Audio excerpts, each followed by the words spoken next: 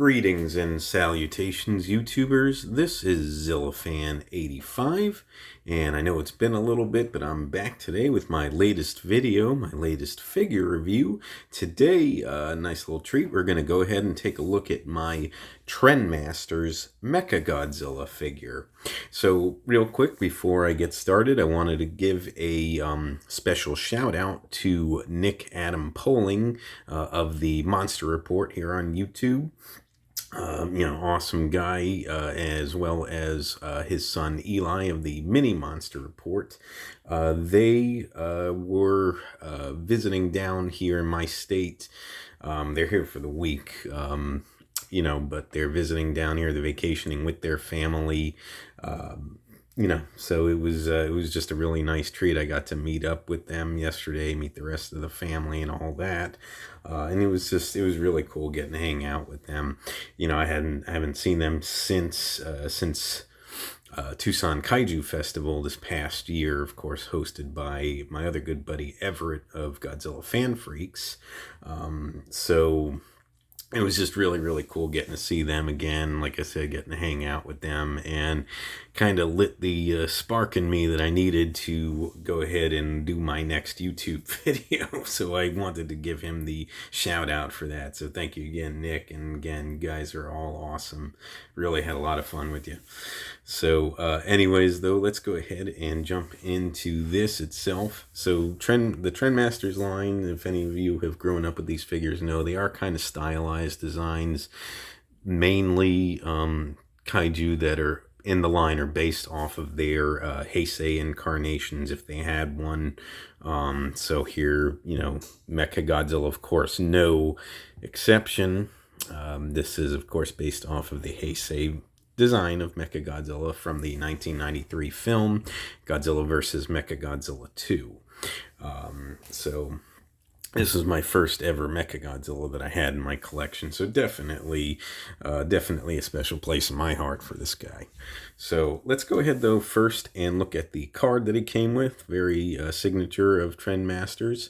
So you see MechaGodzilla, and this is from their Godzilla King of the Monsters line. You see the trademark information, 1994, Toho Company Limited. That's when these figures were produced. Very, very nice little money shot there. A little art graphic of MechaGodzilla here with his Mega Buster that he fired out. So very, very cool. And then, of course, you got the read up on the back here. Some information regarding MechaGodzilla, and of course, again, the Hesei version, which was built by G-Force, as a protector of Japan against Godzilla. So very, very cool, and you can read up on the stats and whatnot there. I'm not gonna go over all that, but if you guys want to pause the video and look at some of that here, we'll just kind of make sure that you get a decent view of it. But otherwise, very, very cool stuff there. So putting that aside, taking a look at the figure itself. So as far as the paint and the detail goes, paint itself pretty simplistic, like this, pretty much this this sort of grayish silver paint scheme done throughout, pretty much throughout the entire body. There are some hints of some darker and lighter shading of that silverish color, as you guys can see. Now, of course, this is a very old figure. I've had it, many, many years since I was a kid, and obviously it's got a lot of wear and tear on it from play use over the years, but you could sort of still see the the detail work and the paint work that they've done for it. Now, sort of the main contrasting color scheme for the paint, you got the yellow done for the eyes, like an orangish yellow, which is pretty signature of MechaGodzilla. So this is one of the ones that's not too stylized. It's actually fairly accurate to the way he was depicted in the film. So do appreciate that. You got that little sort of hook on the top of his head here, signature of the MechaGodzilla design. You got some of the paneling and the segments done. You can see on the face there as that goes down into the neck area, you've got that sort of, I believe this is maybe where the suit actor would have seen out, but you know, these sort of like vents here in this piece on the front of the neck, as you guys can see that there. Very, very cool. And you've got these sort of shoulder cannons that he was able to fire out depicted there. Now, of course, you got all the paneling done for the chest and the abdomen area. Very, very cool. And you can even see the slots where like there would be boosters and whatnot for when he would take flight. MechaGodzilla. So very, very nice there. Again, more of that shoulder cannon here, as you guys can see on the arms, and again more of the lines and segments done through the arms there. Very, very nice on the back side, and of course all the detail work on the hands done here.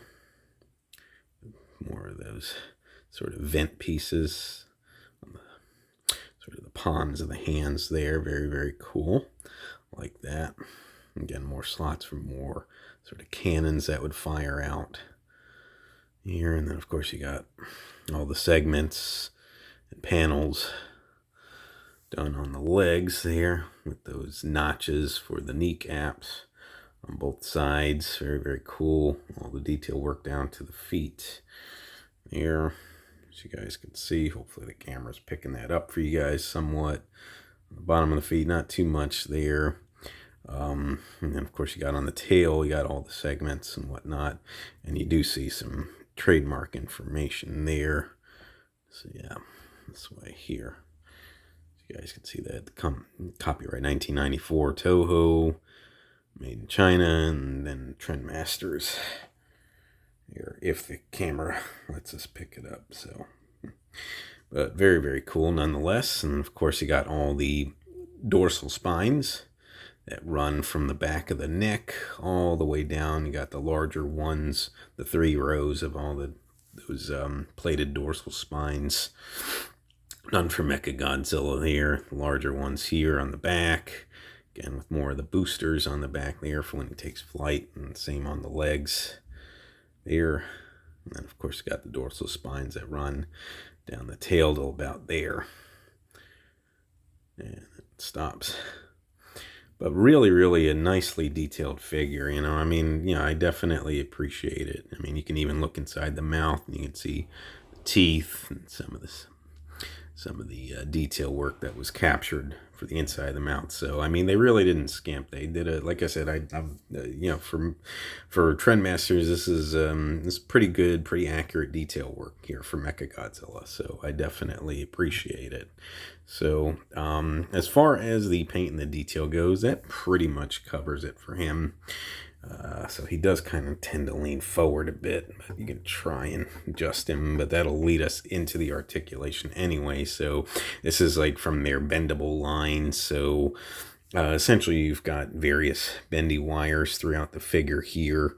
Now obviously this one being, you know, so old and having so much wear and tear, the wires don't really hold up anymore, but you should be, in theory, be able to put them in different poses, put the arms out and in, you know, maybe shift the head a little bit, the torso bending, and of course the legs and whatnot. Legs seem a little bit sturdier, the wires in there, and then the wire in the tail.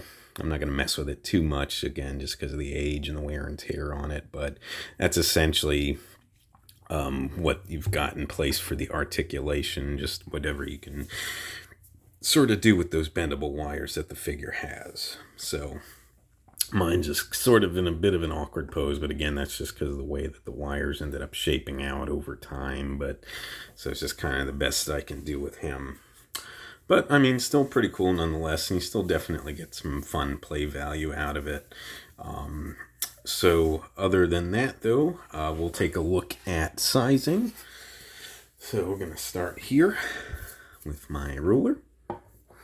And as you see, the Trendmasters figures are, you know, not in that 6-7 inch scale. These are smaller figures here. So as you can see, taking a look at him, and I'll bring the camera up just so you guys can see. These are more like in the, I would say, 4 to 5 inch range. MechaGodzilla here stands right, if you look at that top notch on the top of his head there, right about 4.5 inches. So that's the kind of size range that you're looking at in these figures here. And just as a little comparison, of course, we'll bring out the Trendmasters Godzilla figure that I previously reviewed. Just as always, the best sort of basis for a size comparison, because if you're going to size Trendmasters, better to put them against their own figures. So you can see here the way that Godzilla and MechaGodzilla compare to one another. So MechaGodzilla definitely has a little bit of height over Godzilla, which is accurate because in the film, MechaGodzilla was taller than Godzilla. So I would say Godzilla's probably more in like that 4-inch range. So these actually look pretty good together. Like I said, the Trendmasters figures are meant to size against each other. So very, very awesome. So that does it for sizing there.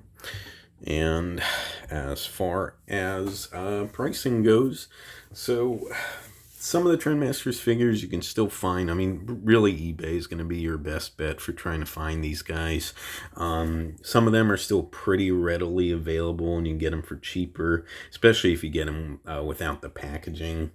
I would say like MechaGodzilla here, if you're going to look on eBay, last I've seen, you'd be looking at probably around the $20-ish range, especially if you get them out of package. In package would be a little bit more.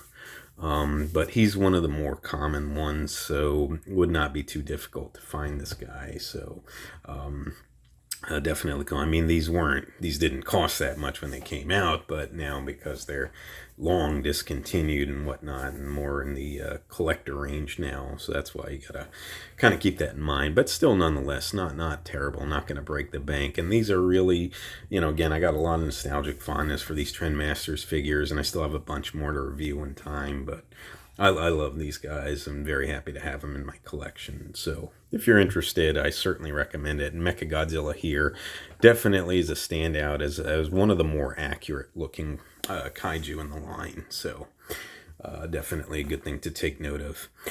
Other than that, though, folks, I think that pretty much wraps it up for this video, though. I would like to certainly thank you guys so much for watching. If you would like to subscribe, please feel free to do so. If you would like to like and or comment on any of my videos, please feel free to do so as well.